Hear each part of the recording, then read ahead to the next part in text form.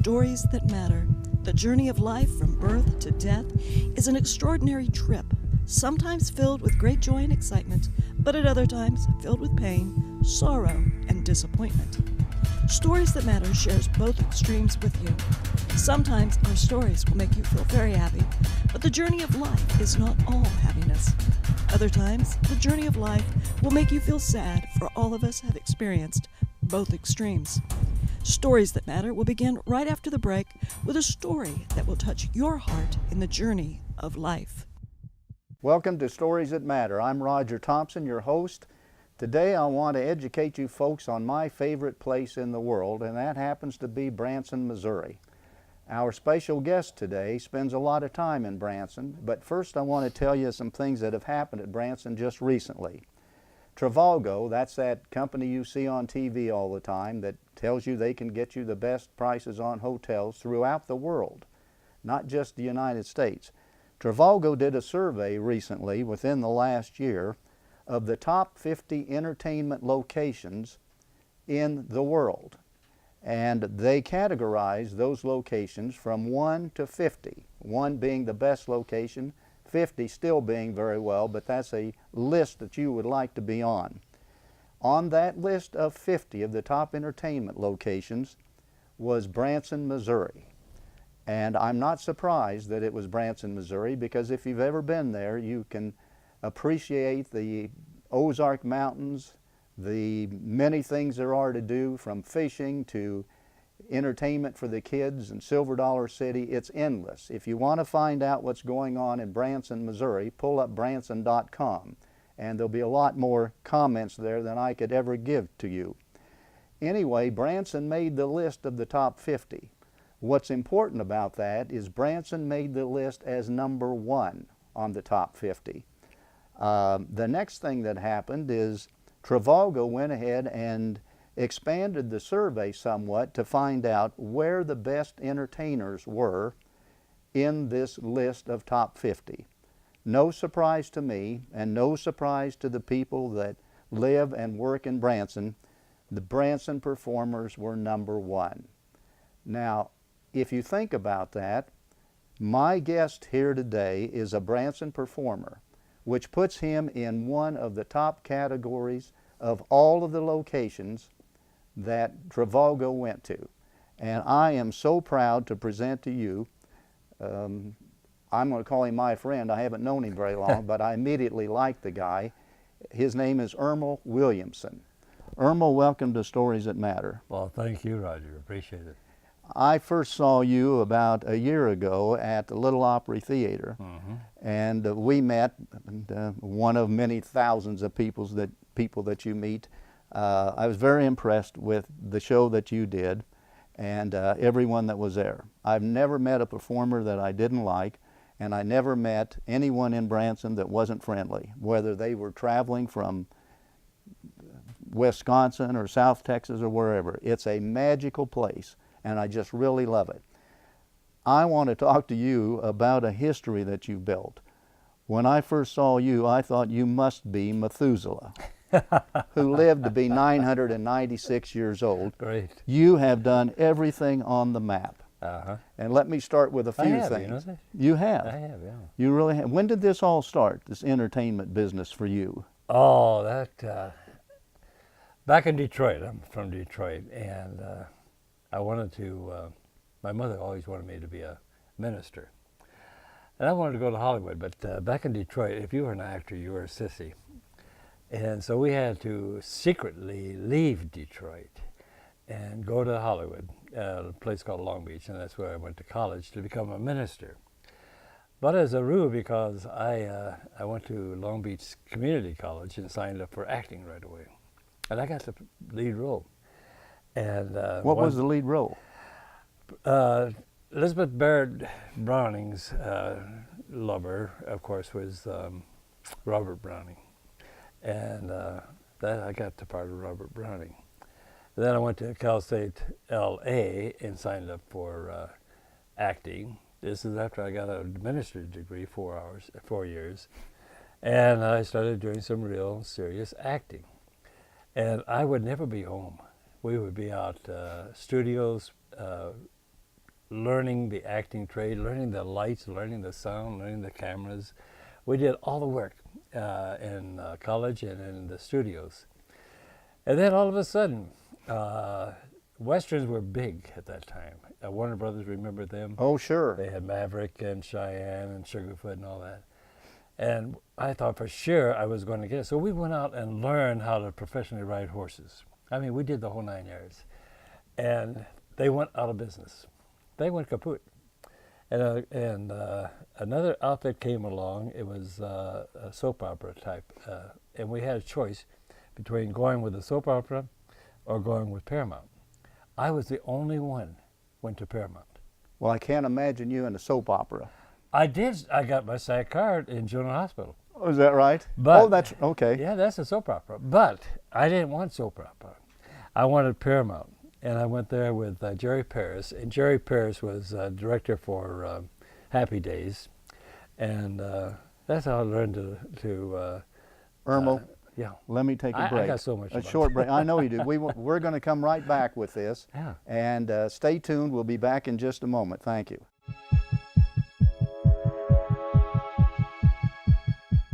Welcome back to Stories That Matter. I'm Roger Thompson with a very special guest, Ermal Williamson. Ermal was just telling us about his relationship with Jerry Paris. Jerry Paris was a dentist to Dick Van Dyke on Dick Van Dyke's show. I remember that. And I auditioned for him in class, and he accepted me as his protege. And lo and behold, he did Police Story, and he wanted me to do the movie. But he went over to Paris and came back and died. Dick Van Dyke did his eulogy. We buried him outside his front house. He got cremated. And that was the end of my movie career because I had nobody else to go to. I did an hour with Dick Van Dyke and his movie Diagnosis Murder. And then all of a sudden they called me and said, we'd like you to do John Wayne. And I said, no, we're at a bar. We just finished a movie, and we're across the street from Groman's. And I said, nobody could do John Wayne. Well, MTV was filming next door, and they put the John Wayne outfit on me because you're an actor. You have to do what they tell you. This is true. Well, I don't doubt a word of it. And you have to do what they tell you. So I went next door, and I thought they were going to throw me out. I did Rooster Cogburn. And one of my actor friends looked up at me, and he was about 5'2", and he looked up at me and says, Ermal? I said, shut up. And a 7-foot bouncer came over to me, and I thought he was going to throw me out. And he put his arms around me and hugged me. He says, my hero. I says, what the place is this going on here? It's a transition. And I didn't know. I saw the tape that night, and I fell off the couch. I said, that guy's John Wayne. And what I was doing, back to Warner Brothers, I was trying to parlay my acting into being John Wayne, unbeknownst to me doing the character as John Wayne. And that's how I got started. That's incredible. I note from my research that in '03 you were named the best male impersonator. Mm-hmm. And was that for John Wayne? That was for John Wayne. They took me to Alabama, to Hoover Stadium with the generals and Army and Marine Corps and so forth. And we rode in a Hummer first time. And they drove me out. We did the rehearsal that afternoon. It's daylight. And I was supposed to walk from outfield to the second base to home base and doing my recitation. John Mitchum's America Why I Love Her. And nighttime came, all the spotlights were on. He used to talk about lights and so forth, and it blinded me. I couldn't see from outfield to second base. And I did a stagger that John Wayne did, the walk, and it turned out nice because it was real. You couldn't see. I couldn't see. I got to second base, I got to pitcher's mound, and finally got to home.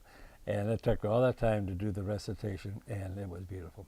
And so they gave me the award. Well, that is a major award. Oh, that was a major award. It was a major, because they had fireworks. I mean, they had everything going on that.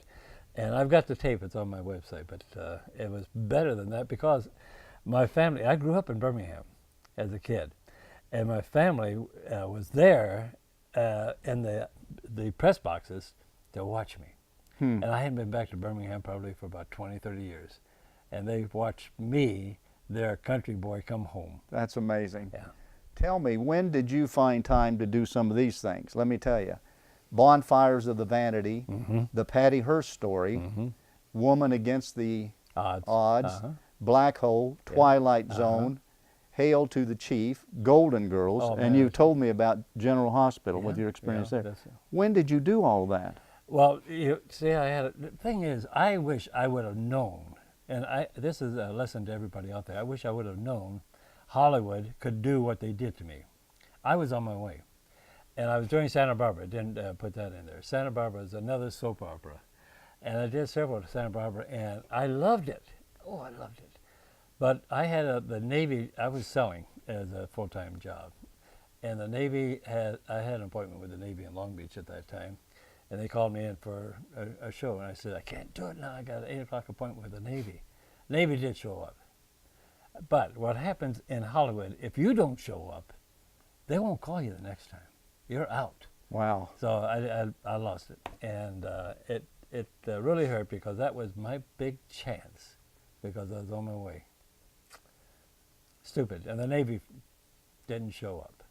Got it. Well, I don't know about it being your big chance or not, but I do know that after that you did about 1,500 personal appearances in U.S., Asia, and Europe. Oh, yeah. Yeah, that's all there, too. You did your homework. I don't know about that.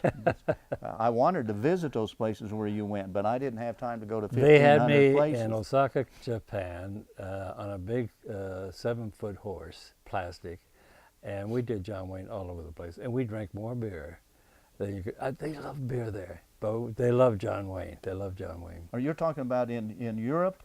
In Asia. In Asia? Yeah, Japan. And they were very aware of who John Wayne was? Oh, yeah. Is that right? They got me over there, and I had a prop gun. I had to go through security. And New York security, they called me from passenger, from baggage claim. Mr. Ermal Williamson, can you report? And I went over there and said, what's the matter? He says, we found a gun in your baggage. I said, it's a prop gun. He said, it looks real to me. I spent 20 minutes trying to convince them you couldn't put a bullet in it. It had no firing pin. And they questioned me, searched me down and so forth. So finally he called his boss, the captain, and the captain says, I understand, you leave Mr. John Wayne alone. Oh, boy. And the guy says, could I have your autograph? Oh, that's incredible. I love it. I love it. Yeah. And how many stories and experiences like that have you had? Oh, man. Every place you go, probably. Well, we did, you talk about Europe. We went to Europe and then over to Italy, Spain, where my nemesis, the man with no name, Clint Eastwood, did well, he did a lot of those spaghetti westerns. Spaghetti westerns over there. And they got me on the same location, and I'm out there about 2 o'clock in the morning because it's cold and windy, and they wanted their real effects and so forth. And John Wayne can do no wrong, none. Yes. I finished a gig one time at a state fair, and I had a couple beers, probably a beer and a half, and I got in the car, went, and they had a roadblock. And they're checking everybody who's drinking. I said, oh no. First time I had a beer and a half, and I'm going to check down. They saw John Wayne, says, oh, John Wayne, get out of here. I got caught over in Colorado or Montana someplace with doing 85 miles an hour, you know. And they caught me about 10 o'clock at night. And Paula was me on the other side. And he looks in and says, you know you're doing 85? John Wayne. I said, yeah, I know I was doing 85. She told me, and I cut it down. I said, I believe you, get out of here. Folks, John Wayne can do no wrong. We're going to take a break on that. John Wayne can do no wrong. Love it. And if we come back after this segment with a couple of beers, you'll know why.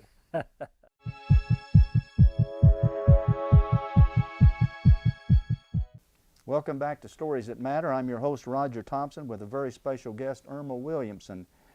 During the break, we talked about something in Ermal's background that I think you'll find very interesting, and that is that when Ermal was quite young, he worked at the steel mills in Detroit. Tell us about that, Ermal. Well, I was really a rebel. I really was. When I was 15 years old, I went to join the Marine Corps. And got kicked out after a while. They found out I was too young, and So I went out and I quit school. I didn't graduate from high school, and I went in and forged my age as 21. I joined a steel mill for 3.5 years, and I worked in the part where they melted the steel, poured it.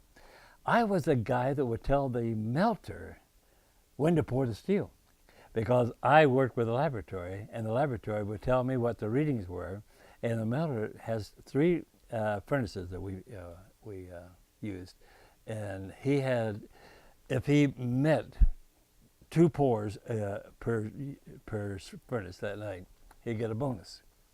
And he was nervous. And one of the guys in Pennsylvania, Bethlehem Steel, had fallen into the ladle. And he says, "You know that story?" I said, "Yeah."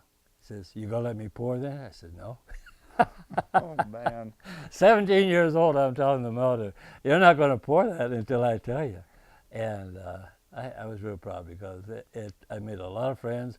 Went from the pouring section over to melting section over to the pouring section where we did the ingots. And I learned the hard way how to become a man. Yes, you did. I can't think of a tougher job in the world. It was than tough. that. They respected me. We had a lot of good time. I was John Wayne. I didn't realize that at the time. Well, I smoked 2 packs of cigarettes a day, and it landed me in the hospital. I almost died. They were ready to take out my lungs. And John Wayne had his left lung taken out. I know. And here I am doing the same thing. I said, hold it. I said, "You're not going to take my lungs out." He says, well, we looked at it, and what happened, Roger, is I had a very spiritual experience. We got time? Yes, we have time. You bet. Well, that night, about a week and a half later, I had a coughing spell. And I laid over on my back, and I didn't know if I was going to live. And I mean, it was a big coughing spell, bigger than you can think of. And I coughed up a big clot of blood.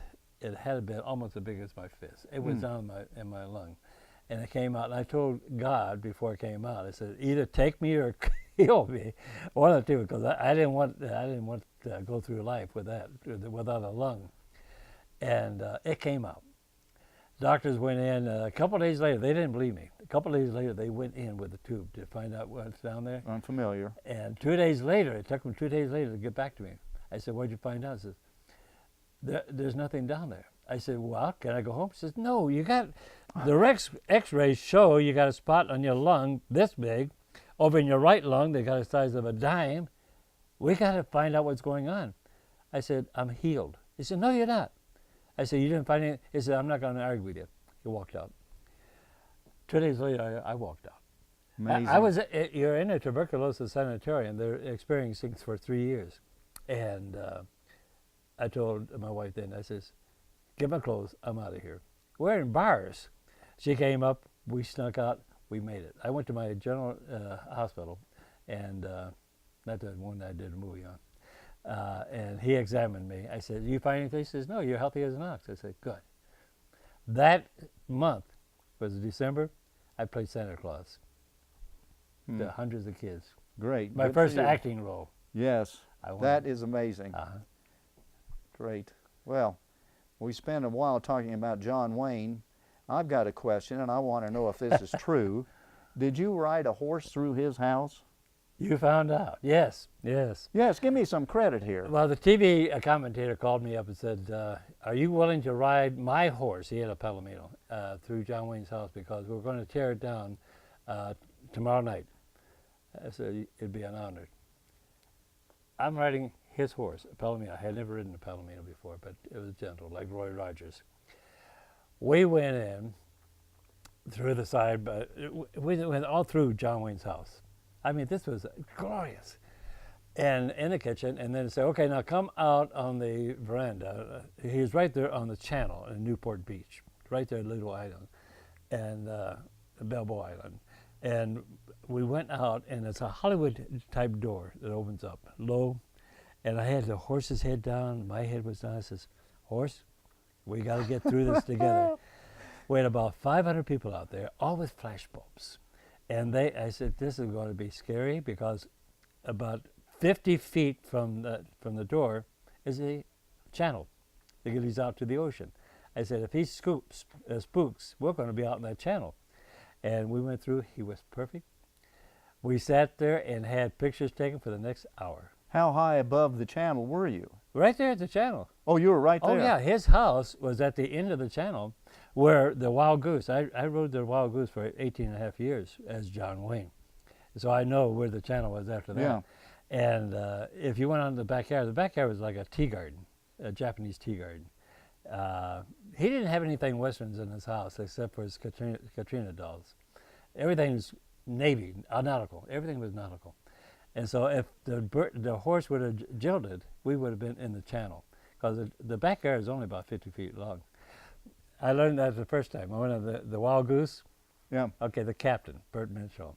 He took me out there, and he says, "You want to go over to John Wayne's house?" I said, "Yeah."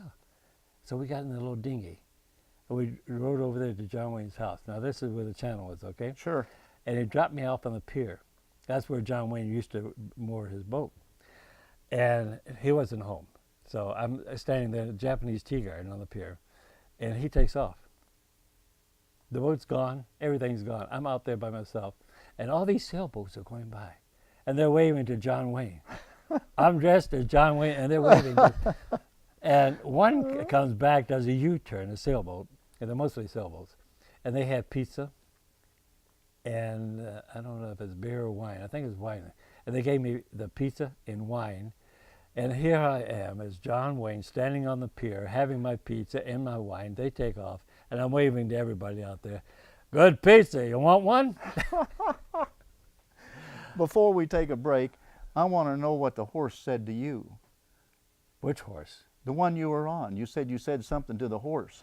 Oh, yeah. But he never did say anything. It wasn't a speaking horse. No, but he is a smiling horse. A He looked smiling up horse. at me and gave me a good smile. We'll be back after this break. Thank you.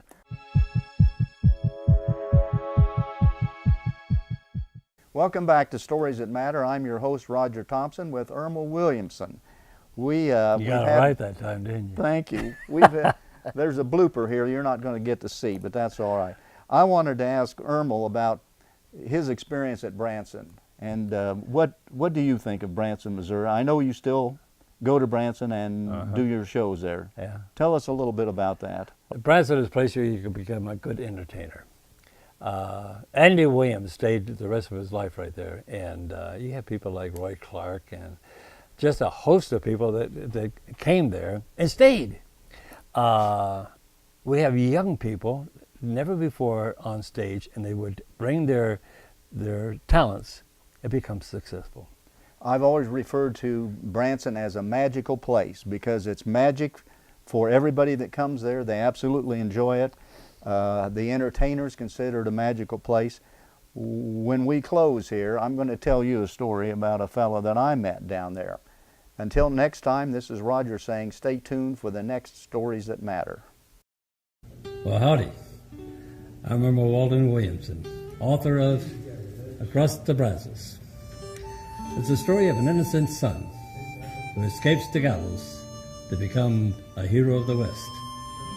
I think you're going to like this story. It's a prequel and sequel to William Dale Jennings' The Cowboys.